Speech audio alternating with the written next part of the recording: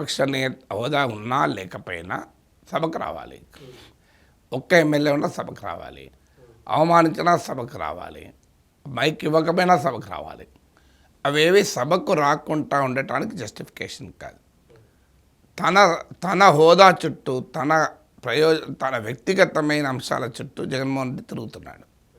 నాకు ప్రతిపక్ష నేత హోదా ఇస్తే, అఫ్కోర్స్ హోదా ఇస్తే నేను ఇంకా గట్టిగా ప్రజా సమస్యలు మాట్లాడచ్చు అని అంటున్నాడు. కానీ హోదా ఇవ్వకపోయినా ప్రజా సమస్యలు మాట్లాడచ్చు కదా.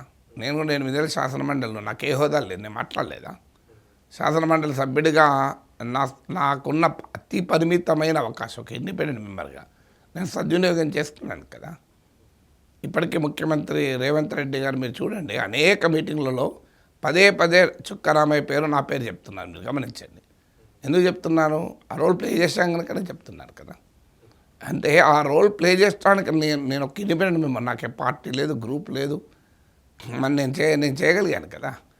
అందువల్ల నీకు 8 ఏళ్ళు ఒక ఇండిపెండెంట్ మెంబర్ చేయగలిగినప్పుడు 11 మంది సభ్యులు ఉన్న పార్టీకి నాయకుడిగా, మాజీ ముఖ్యమంత్రిగా తనకున్న పరిమితమైన అవకాశం ఎందుకు ఉపయోగించుకోడు? సమస్య అసెంబ్లీలో ఉంది నిజం, కానీ పరిష్కారం మీడియా పాయింట్లో ఉండదు. సమస్య ఎక్కడుంటే పరిష్కారం అక్కడే ఉంటుంది. సమస్య ఆయనకు హోదా ఇవ్వలేదని. ఆయనకు హోదా ఇవ్వకపోతే మైక్ ఇవ్వలేకపోతే మాట్లాడు, మైక్ ఇవ్వకపోయినా మాట్లాడు.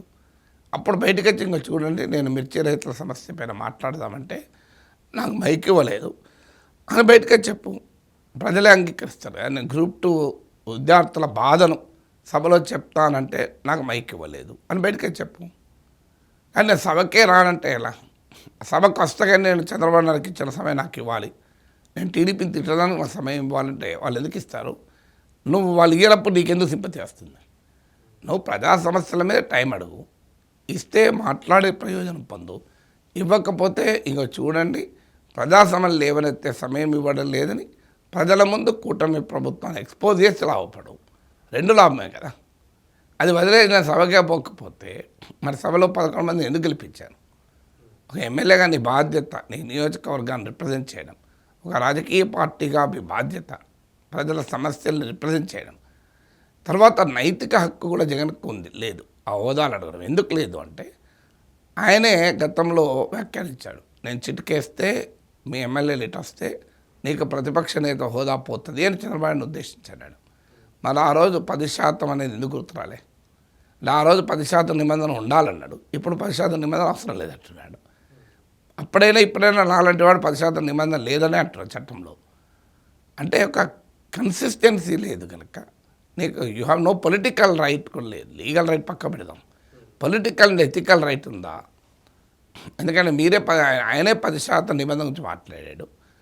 గతంలో అసెంబ్లీలో చంద్రబాబు నాయుడు అవమానించారు, తెలుగుదేశం పార్టీని గౌరవించలేదు.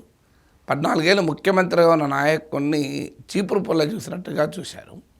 ఇప్పుడు నాకు గౌరవం ఇవ్వాలంటే ఎందుకు ఇస్తారండి? చంద్రబాబు నాయుడుకు ప్రతిపక్ష నేత హోదా ఉండి కూడా సమయం ఇచ్చాడు జగన్మోహన్ రెడ్డితో సమానమైన. మరి నువ్వు అడిగితే ఎవరు యాక్సెప్ట్ చేస్తారు? అందువల్ల ఇది డిజాస్టర్ స్ట్రాటజీ, వినాశకరమైన వ్యూహం. ప్రజలకు మరింత దూరం అయ్యటానికి వ్యక్తిగత వ్యక్తిగత హోదా ప్రయోజనం చుట్టూ తిరుగుతున్న రాజకీయం ఇది ప్రజలకు సంబంధం లేదు, ప్రజా జీవితాలకు సంబంధం లేదు. ముఖ్యమంత్రిగా ఫెయిల్ అయ్యాను ప్రజలు తీర్పిస్తే ప్రతిపక్ష నేత కూడా ఫెయిల్ అవుతాను, అది కూడా నాకు అవసరం లేదంటే ఎట్లా?